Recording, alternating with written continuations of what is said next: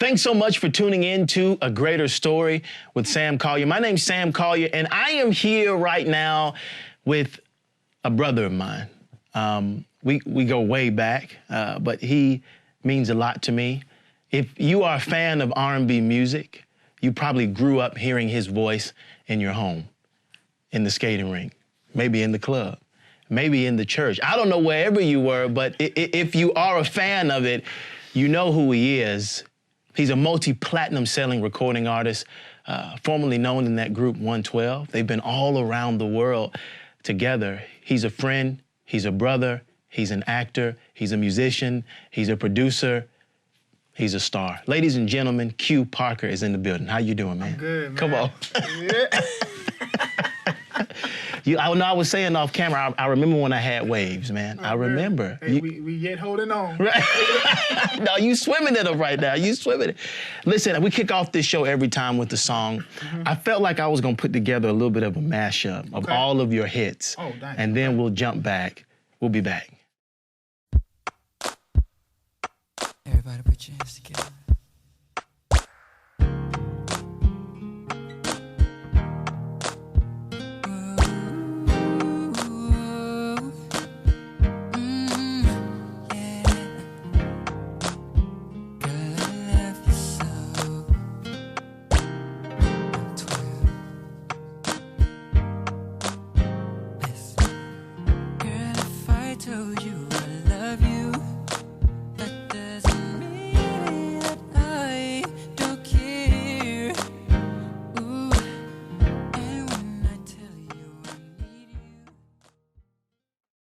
Man, so I think I was in ninth grade.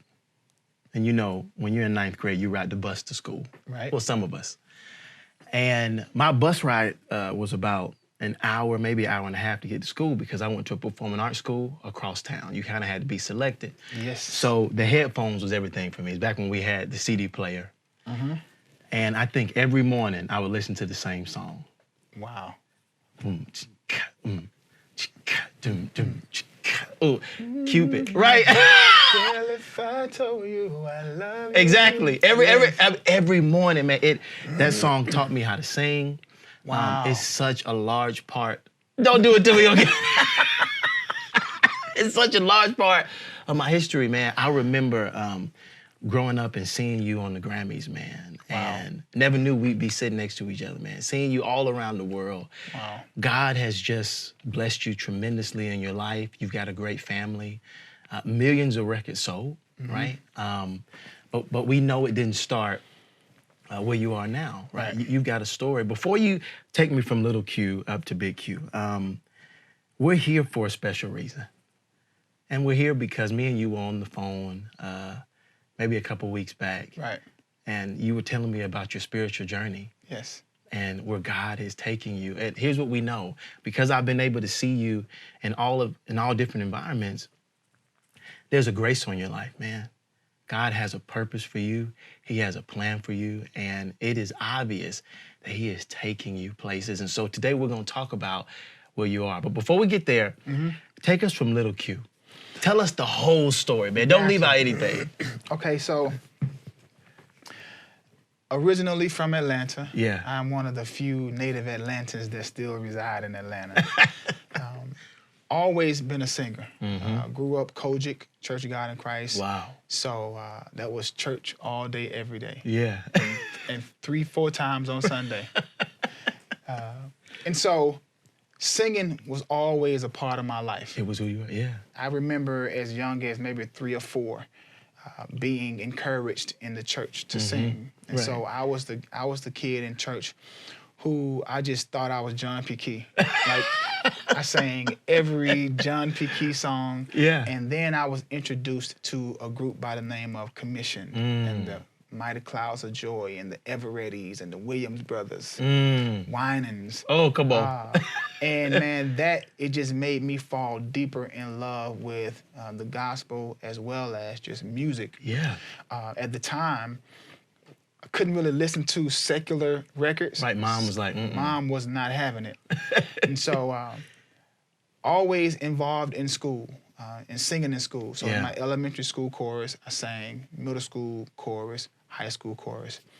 I met the other members of 112 in middle school, 5th grade to be exact.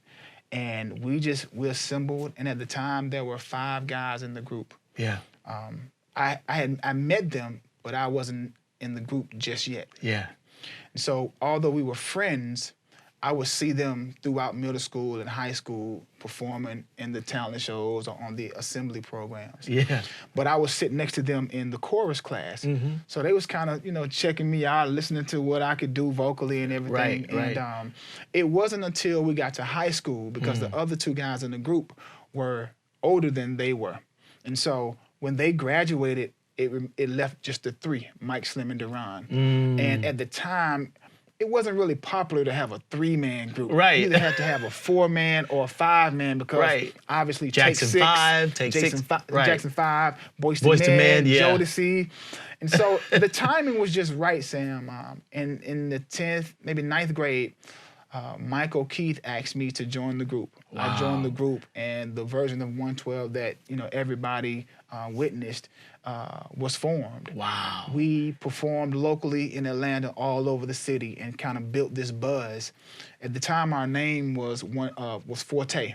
Wow. And throughout the city, man, if people knew that Forte was in the talent show, they wouldn't even want to be in the talent show, because they knew we would win. Y'all was gonna kill Man, every time. every time. So we built this buzz. Yeah. And our managers at the time had a relationship with Puffy Combs. I met him as Puffy, so it's hard for me to call him Diddy and P. Diddy and all that. He's just Puff. Right, that's Puff, right? And so in front of the nightclub in Atlanta, 112, is where we sang for Puff. Now, the interesting story is this. The songs we sang for Puff to get our record deal were gospel songs. Can I get... Man, we sang every Commission, Take 6. We threw in some Boyz II Men and some Silk, but what he really loved was us singing Commission and the Winans. What? And so 2 weeks later, he sent for us to move to New York to do a second audition. Yeah. And in this audition, Faith Evans and Usher, young Usher, was in the room. Sort of like his backup. And so we sang, and Faith Evans, this is why I love my sister so much, she looked at Puff and said, yo, if you don't sign these boys, you crazy. Needless to say, he signed us, and at 17, we were introduced to the world in 1996, and we had a really, really dope run, man. Our first 3 albums, I mean, single after single after single. Wow. #1 records, top 5 records, top 3 records, winning so many awards. One of the biggest records of our career was I'll Be Missing You, where we were on with Puffy and Faith Evans. Grammy. Y'all got a Grammy for that. Absolutely. Tribute to the late Notorious B.I.G., winning a Grammy Award. Man, just at the top of the music industry and of the game. And when I think about the entire story and the journey, what I now live in, I know that the beginning part, which is the early stages, they had to go down necessary. The way that they went down. Wow. Oh, man, so where are you at right now? Because I'm going to use this as an example, but it's a little bit of an extreme example. I don't think it's a parallel, but there was a moment when Saul became Paul, and again, it's extreme because you weren't out there killing Christians, right? Right. But when some would look in, they would go, man, you were in the clubs, you were doing this, you're doing that. And not to say that you won't be doing what you do, but it's almost as if you're on you have had your road to Damascus experience. And now you're kind of going from Saul to Paul in a moment. And I know that because we talked about it. Absolutely. In a split second, God spoke to him, and he went from killing Christians, which you have not been doing, right? Yes. Over to writing almost half of the Bible. Tell us about where you are now, man. Where I am now, I am grown. Yeah. I am mature now. I understand the true essence of family. Yeah. I am a believer of the gospel. I wear it on my chest. Literally. Born again. Right. Wow. Didn't even see you had that on. Yes. And I just really appreciate the journey. And as you said, in that one split moment, I had to make a decision. And when I go back and I look at the Q Parker story, I knew God was speaking to me the moment I had my crossroads moment. Talk to us about that, please. Crossroads moments came during my marriage, within my marriage. Being so young in the recording industry, in the music industry, you are exposed to so much. Growing up as a church boy, I was not exposed. I was sheltered. And so if you figure, never really experiencing a lot, 17 years old, you have money, you have fame, people know your name, you're on the record, on the radio, and you're like famous. Yeah. Right? But you came from nowhere, but now you're famous. Now you're famous. And not only are you famous, you're no longer under the roof of your parents. And so at 17, I'm able to go and come and go as I please. As I please. And when you do that, you open yourself up to so much. And when I got the record deal, when we received the record deal, my church family didn't respond the way that I wanted or I thought they should have. Right. The embrace. Absolutely. When it was known that the type of record deal we received was a secular R&B record deal, many of my church family felt that I should have been singing for the Lord and singing gospel music. And so all of a sudden when I get this R&B record deal, I'm uncomfortable going back to my home church. And so if I want to go back home and maybe sing in the choir or something, I can see the whispers and I can see this because at the same time you have a record like Anywhere on the radio station, right? So we talking about doing it anywhere, but then I want to come and say, Jesus. It's just, but at that time, it's like I'm just using my gift. Right. Like my thinking was, don't hold me to what you're hearing on the radio because I'm still that's a child of God doing my too. job. Yeah. And I still love God, and I would always question, who are you to say that because you come to church every day that you love God any more than I do, just because I'm singing a record that may be suggestive. Right. And so when that happened, man, I just remember leaving church, moving to New York, feeling like I was no longer covered. Wow. By my church home. And I will be honest, that caused a lot of bitterness, a complete rebellion. And man, I just allowed the world to really just have its way.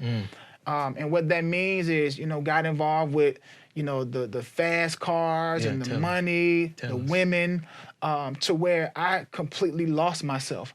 Wow. I was no longer being the Quintus that my mom had raised. I had now become a product of this recording industry. And the man that is sitting here today, a lot of what the industry puts in front of you, I just totally don't agree with because it puts you in a spin cycle, man. And if you're not fully covered and have a strong foundation, you're easily drawn in, you're easily swept. Wow. And so many of my fellow artists have been engulfed in the spin cycle and either maybe can't aren't even here to tell of the story, are struggling because of the story, resorted to drugs, alcohol, violence, even suicide. Yeah. And so the fact that I was able to get through it, and at the same time, Sam, my storm came through, as I said, my marriage. I'm a man who was flawed. I've made many mistakes. Yeah,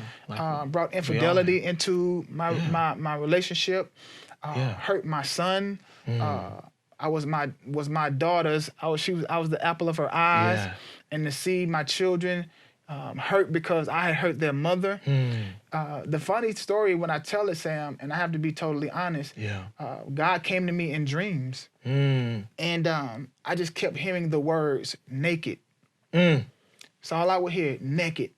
I would drive in my car and I would see billboards saying naked, magazine covers, naked, and not the sense that you would probably think of somebody being naked, but naked in terms of exposure.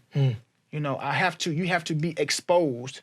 And the way I interpreted that was, in order for me to take you where I'm going to take you, you have to be completely purged. You have to completely be naked. I need to get all of that debris off of you. I need to get all of those years of the world, all of that stench of you off of you so that I can use you in the way. And when I bring you out of this, your story is what is going to introduce you into this new world. The people will now see you as a man who has gone through it, but who is unapologetic, who is unafraid, who is unashamed to be totally honest with what we had overcome. And the beauty of it, Sam, is I live in the resolve. You feel me? Like I'm able to tell about what my wife and I went through. Wow. I'm able to tell you what my family went through. But also I can sit here across from you saying that my marriage is healthy now. Right. My family has been rebuilt. Restoration. All because I heeded the call. And I always say to myself, I have to go hard in the paint for what I believe because I could not be here. I could not be here, Sam. You know, we hear so many people say, if it had not been for the Lord on my side, where would I be? I know there were times, man, I should have been X'd out of here. I know I should have been a guy sitting across from you with AIDS. The many times I played the game. Right. Right. You feel me? Just be real. Just being just so be totally real. honest, man. And so because I was able to get through that stuff, how can I not stand proudly and bold, man, in who I am? Yeah. And so when I created a line called Born Again, it's the rebirth of Q Parker. You feel me? Like it's the Q Parker anew. And so every room I go into, man, I have to lead by telling the story, because if somebody can be healed or if somebody can get through their storm just by seeing me live, vibrant, still energetic, it gives them hope that, hey, I too can get through this, which is why Brothers United, my men's group was started. Yeah. Couples United, which is what me and my wife do together, and then Sisters United, because within the story, I have a vantage point. My wife also has a vantage point that now is helping women. Yeah. And then together as couples, we're trying to build these couples, man, because the enemy is forever attacking the couples, man. Marriage, man. He so is. Every single day. And I can be honest, man, this is the best I've ever felt. Oh my God. Because when there are no more skeletons in the closet, when there's no more looking behind your shoulder. Here's the tough part, Sam. Wow. A lot of my homies will say, man, you crazy. Because I had to, and this is how I know it was only God, because I wouldn't have done it. Yeah. My wife would ask me time and time again, is something you need to tell me?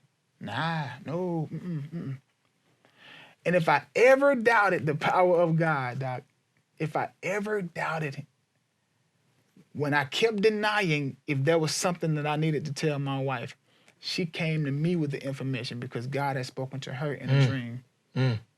And at that moment, I had to just say, you know what? This is my moment to become totally clean. And I sat across from my wife and we talked about every last thing, from the rooter to the tutor. And it was the best day of my life, but it was the worst day of my life. Because now I'm free, but I have to witness the woman that I love the most hurt, like I've never seen a woman hurt before. And that day I vowed that I'm gonna live my life for God, and I'm gonna be a stand-up, respectful. I'm gonna love my wife, I'm gonna love my children, I'm gonna love my community, I'm going to serve. And anything in the rear view, if it's taken away, it don't even matter. Because I've lived, man, and I've had a great run. Yeah. But now it's all about service, man, and just giving. Whew. Yeah, that's it. You about to have us crying in here, man. That's it, man. Here's what I know. I know that there are people listening to this in the entertainment industry because we're blasting this everywhere. there are people hearing it going, they're having their moment right now. Absolutely. They've heard your story and they go, wait, I think that God is speaking to me through Q. And they're crying. Here's one of the things I see happen. We see a lot of entertainers that have been all around the world, that have been in darkness and dark places and have moments. And when they have their moments, they completely walk away from the world. And they just kind of insulate themselves in the church. Yeah. And so there are people listening right now going, wait, what does this mean? Does this mean, you know, now are you like Marvin Sapp? You know what I mean? Like what is, and I know what we talked about is we both believe that God can use you in the church. Absolutely. And he can also use you in R&B. Absolutely. And he can use you in rock. And he can use you in pop. And so we were talking about kind of this idea of you doing some gospel albums, but then also doing some R&B albums, but restoring the essence of what it is so that God can get the glory out of all of it. Absolutely. Talk to us about that for some people that are going, I want to make a shift, but I don't know how. How do you do it? The first thing I had to realize was God gave me the gift.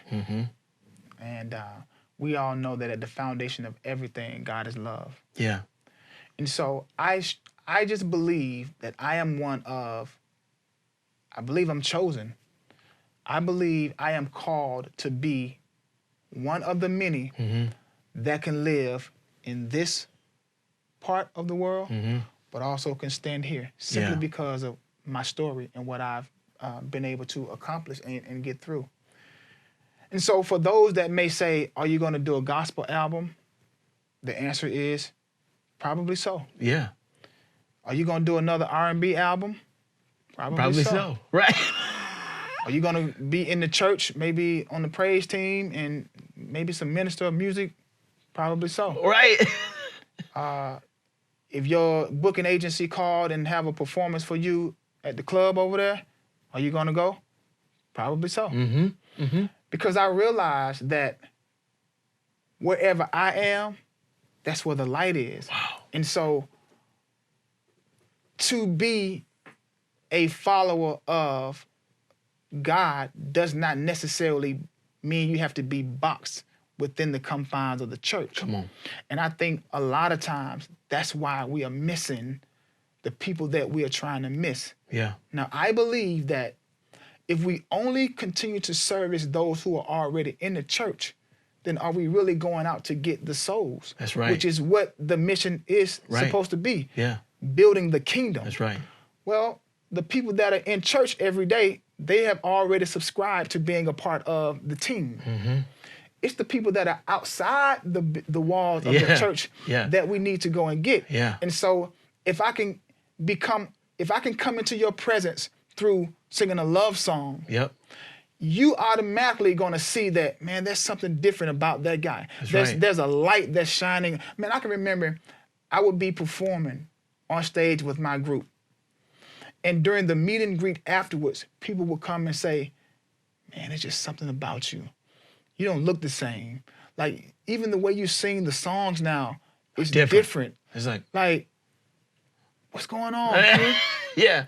And it made me realize, man, that I'm supposed to take the lightness in the places where there is no light. Yes. And so I'm never going to be the guy who will just say, I'm only going to sing in church. Yeah. Because I'm not going to lie to you. But I believe my calling and my mission is to just spread the gospel. Yeah. Wherever, however. Yeah. And so, yes, I will be in the church, but I'm also going to be in the club. Yeah. And I'm also going to be at the community center. Yeah. And I'm also going to be over here in somebody's home or in the backyard or wherever. Because when I have that opportunity to engage with whomever is there, I'm going to make sure they know where I stand and you too can be here. It's your choice. I'm not here to beat it over your head and try to, because that's what happened to us. Yes. And that made us want to rebel. It made us want to get out of the house and just go try the things that mama said don't do. Yeah. But nah. But let me tell you why that's huge. This is a revolutionary moment right here, because I feel like God is in a season where he is raising up voices like yourself that can sit in both worlds. Absolutely. And what people don't understand is that most of the miracles that Jesus did was outside of the church. But we keep going back in the church. Yes. And so I feel like what you're saying is, you know, I'll still be in the same locations, but the message is different. Absolutely. The content is different, but I am consistent in who I am. And if we could just get people to understand that, maybe we could save some more people. You know, it always says, meet people where they are. Yeah, become all things to all men. You feel me? Right. Like, so everybody may not feel comfortable coming inside the church. That's right. And so do we just close the door and just say, okay, well, whoever don't want to come inside this building, we're going to close you out? Mm-hmm. No, man. That's why I go back to growing up. Again, I said I grew up Kojic. Like, Yeah. I remember the ministers on the corners with the megaphone. Like, I remember going into... You're going to hell. You know what I'm saying? Like, and although, you know, maybe the messaging could have been different, maybe the delivery could have been different, but that is what is needed. Yeah. You have to be able to go out and still spread the gospel and spread the love for kingdom. And that's what I subscribe to, man. If we could shift gears for a second, I know a lot of pastors are listening, a lot of church leaders. Something that you said that was amazing to me that I want to go back to. You said, when you got the record deal, the church turned their back on you. Right. And then it pushed you further away from God. When we think about entertainers today that maybe grew up in the church or may have an issue with the church, why do they have an issue with the church? And what can churches do now to embrace those that may not subscribe to everything that they think they should? Well, I think one of the main causes of the rebel is the lack of expansion. Come on. So when I grew up, it was almost like there was just a set of guidelines that you just had to stay within here. You can't do this, you can't do this, you can't do this. You better not do this. Oh, please don't do this. Right. And it all ended up, if you do these things, you're going to hell. Don't do this, don't do this, doing this. And so there was like this fear of why not to do it, as opposed to just sitting down and explaining that it may not behoove you to do this just for the betterment of your health, your safety, and just being a decent individual. Yeah. Like I can retain that as a child, but if you just tell me don't do this because you're going to hell, and so then turn your back on me. You feel me? And so where I think the church can go now is being a lot more flexible in how we are to practice our faith today. Understanding that the millennials are totally different. They subscribe to a totally different motherboard, man. The way that they tick is just way different. And so when you come to them with the traditional guidelines, you're just not gonna get it because everything has to evolve. And if you see, like a lot of times when I go to like the traditional churches, I see no youth in the church. It's just the motherboard, the deacon board, the deaconess, grandmama, maybe your mama, and your aunts. Right. No youth department. I'm talking about not just a youth department, but one that's on fire. Right. And you've seen a youth department that's on fire. Oh, yeah. Well, I think a lot of times the reason that is because either the message is just traditional, it is not encompassing of what would attract the youth of today. And if our mindset is about, again, advancing the kingdom and introducing to some who this God is that we serve, you have to make it palatable for them. I think some of the dopest preachers are the ones who pastor 4 and 5 generations. Where great grandmama, if she's still alive, is there, and great grandchild is a part of the youth ministry. Imagine how dope of a pastor he has to be, to keep the interest of grandma, but also the 10-year-old. Those are the churches, man, that are making huge impacts. Waves, yes. You feel me? Yeah. One more thing about entertainment, then I want to ask you about the climate in our country, and then we're going to talk about Brothers United and this new collaborative album that you're doing. Yes. If an entertainer that a preacher or some Christians may not agree with, if they walk into a church, how should the church respond? Wow. I always feel like the church is supposed to be a safe space. Come on. So no matter what you look like, Yeah. what you're dressed like, Yeah. the church's doors, and we've heard this, the church doors are always open. That's what we hear all the time, right? Isn't it? And so I think we are to do exactly what we've said all these years. There's a song, a good friend of mine has a song, Todd Delaney I love Ty. says, it's a song called Unchurched. Yeah. And the song is just simply talking about a person whose sole mission of coming to the church is to get to the altar. All he wants to do is get to the altar. That is his life-changing experience.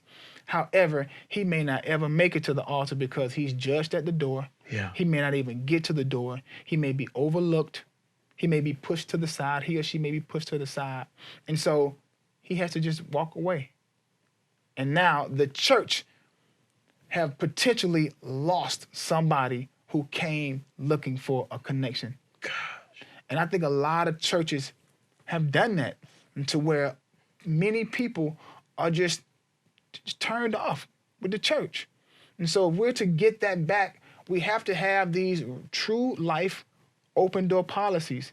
As they say, the church doors are open. Come as you are. Please come as you are. But not only when you come as you are, be prepared to love on them, man. Yeah. Be prepared to meet them where they are. Don't judge them. Do not judge them. Hear them. Listen to them. You don't know what they've gone through to even make it to the steps of the door, let alone come inside the doors. Wow. And so if all I had, imagine if I mustered up the last little bit of energy I had to fight, to just make it to the top step of the door. And I knocked and was not let in. Woo. Like, are you willing to have that on your rap sheet? I'm not. No, I'm not. I can't. And if we are true believers, God don't want us to do that. No. Gosh. So that right there that's a pulse check for not only individuals, but for pastors, for churches, for ministers, church leaders. Yeah. Man, let's get back to doing what the gospel was meant to do. Love all, embrace all. Stop all this separation, man, and all of this. Yeah. I get adamant when I'm talking about it. That's why I wanted. That's really why I wanted you to passionate. talk about it, because people need to hear it. Nobody is saying it. And a lot of, I'm sorry to say Please, this, please. and a lot of our recording artists that are in hip hop and R&B, those are the stories that they have. God. Not realizing that a lot of them and the majority of us started in the church. Now imagine starting in the church, going out, and can't come back. Oh. Imagine your mom telling you, you've gone to the service for 4 or 5 years, and you came home and the doors are locked. And you're knocking, "Ma, it's me." "No, I'm just not letting you in." That's what I've heard the testimonies of so many of my fellow artists, because when I told them about Artists that we know. Absolutely. When I told them about my transition and what was happening to me, they could identify with the same feeling that I was having. But then they would say, "But man, I'm not going back there."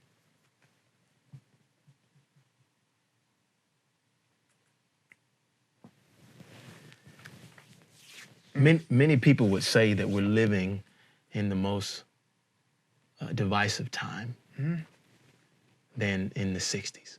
Not more, but a remnant of that is now. One of the greatest things about you is that you travel all around the world. You work with Black people, white people, Asian, Hispanics. You work in the business sector. Obviously, you're in the religious space. We'll spend 2 minutes on this. Okay. What do you think is the key to bringing us together in this time?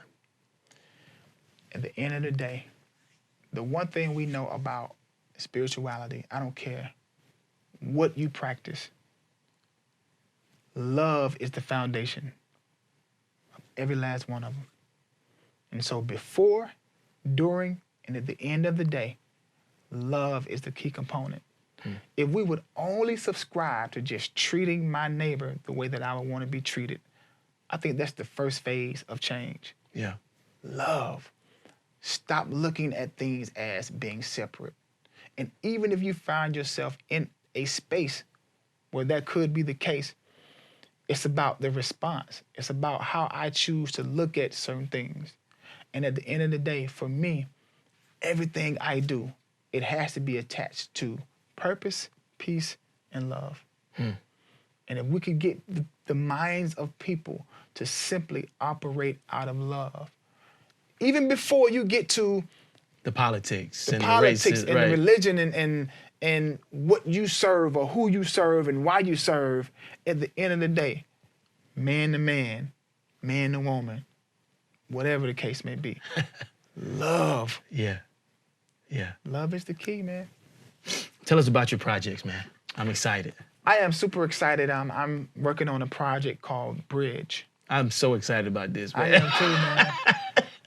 And so we talk about growing up in the church, getting an R&B record deal. And through the years, I've just seen how there have been like this wall that separates the two, as if you cannot be a believer but still sing music outside of gospel.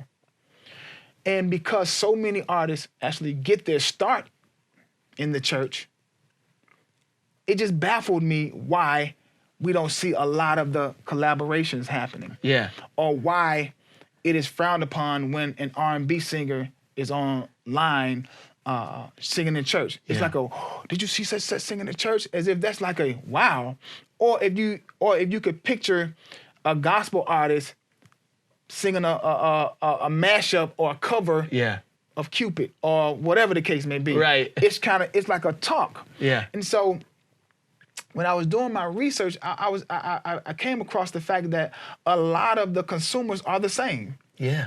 The same people that buy a Q Parker Right. record is gonna go buy Jonathan McReynolds. Right. We serving the same people. Yeah. Yeah. And so this project is to blend the worlds. Both worlds. Yeah. My organization under my foundation, Q Parker Legacy Foundation, is Brothers United of Atlanta, which is a safe haven for men to get together and just converse, talk, Yeah. be my brother's keeper, encourage, motivate, and love. Yeah. I talk about it a lot. You know, the way some of the world has flipped upside down is men looking to our women to affirm us. Yep. When the first affirmation has to come from somebody that looks like me and understands me. And so if my brother Sam say, hey man, I know what you're going through, man, you're gonna be all right. It means way more because you can imagine what it's like to be me Right. as opposed to our women. Right. And so in the Brothers United sessions, man, that's what we do. We love, we are there. We talk with each other, man, and we just show that you're not on an island by yourself. Whatever you're going through, somebody has gone through it, are presently going through it, and maybe if you pay attention to what's going on, it'll prevent you from having to go through it. Yeah. And at the end of the day, if we can really rehabilitate the minds of our men, I believe as the men go, the world goes. Yeah. Because if I am the leader of my family, and if I am in a great space, my marriage is in a great space, Yep. my wife is in a great space, my children is in a great space, and my home, which is now my community, which is now my city, and it just keeps going. Yeah. And so we go really, really hard at Brothers United. And so the first installment of the bridge is Brothers United, where brothers are actually united. That's the name of the album. That's the name of the album. It's Wow. The Bridge Presents Brothers United. What label is that? My own label is New Fam Entertainment. Yeah. Yes. And so it looks like as many R&B male vocalists you know, and as many gospel male vocalists you know, all together. Names that we would know. People we would Names know. that you would know that you Wow. listen to right now on the radio. And I tell you, the most beautiful part of this is when the two artists come together. Yeah. And the first thing they say is, hey man, I'm a big fan of yours. You listen to my music? Right. You know my song? It's nothing like, man, like, seeing whoa. brothers, man, just unite. And so, yes, we are blending the worlds of R&B and gospel, but it's also showing unity amongst men. Yeah. It is showing the power of when men get together, magic happens, man. And so, Yeah. like I said, it's more than just music. It's a unification project because we have to blend the worlds. Yeah. And so those that are the R&B person's fans may never have heard of a Travis Green. Yeah. But now, because They know. Travis Green is singing with their favorite music, Soul Child, Boom. bam, vice versa. Versa. Yeah. And so, man, I tell you, man, it is the most impactful musical project that I've ever done in my 24 years of being in the music industry. And like I said, the most powerful part of it is seeing the brothers, seeing the sisters man together, seeing couples man together. How can people get in touch with you? I am on all social media platforms at Q Parker 112. Yeah. The foundation is QParkerLegacyFoundation.org. Yeah. I also started a clothing apparel line. Yeah. The first design is Born Again, and that is bornagainculture.com. Listen, man, you this interview has been historic for me. I think it's gonna be one that people are gonna be watching for a long time. I think you've inspired millions. I know that God's hand is on you because I've seen it. And I'm saying it right now for the world. You're gonna see this man. God is gonna do great things through this man. He's gonna unite our world and things are gonna be changed. I wanna do something. I wanna pray for you. And then would you pray for everybody else? Absolutely. God, I just pray for my brother right now. He is in his Paul moment. And we know that before the foundations of the earth, you ordained for this moment to take place. We're so excited about what you're doing in his life. And we're grateful that when the church turned their back on him, you didn't turn your back on him. And because you didn't turn your back on him, now he's able to return and to reestablish some things, to restore some things, to launch some things. God, let your hand be on him. Let your favor be on him. Let your grace be upon him and open the doors that need to be opened. Send the souls that need to be sent. Put him in rooms that maybe some of us would never be in to be a light to those that are in dark places. Thank you so much for Q, God. Let your will be done in his life in Jesus' name. Amen. God, we thank you for all of those that may be watching. Special prayer for those that may be struggling right now. Yeah. That may be at their crossroads moment. Give them the vision. Let them hear your voice crystal clear. But not only hear your voice, but give them the courage to be able to act on it. And once they act on it, equip them with the tools to be able to do the work that you've called them to do. Give them the wisdom so that not only do they recognize that they have the tools, but give them the wisdom to know which appropriate tool to use at the right time. Yeah. We ask that you bless every home that's represented in the cyber world. We ask you to bless everybody, place your hands on every individual that are in relationships, marriages, children, families, communities. Bless everybody to have the strength and the power to continue to put one foot in front of the other. Bless everybody to be able to identify with the purpose and the calling that you have placed in their lives. Yeah. And for them to understand that at birth, everybody was placed with a purpose and a reason for their lives. Yeah. The beauty of it is when said person has identified with that and is able to walk in it proudly. And so we ask you right now, God, to just Bless those who are seeking for their purpose Yes. so that they can identify with it, grab it by the horns, and run with it. And as they are running, to be able to grab as many along the way to take them to the finish line as well. We thank you for all things, and we know that all that has been done, it has been through you and by you. Yes, Jesus. And we are already grateful, and we're already thanking you in advance for the things that lie ahead. We thank you and we love you for all things. Amen.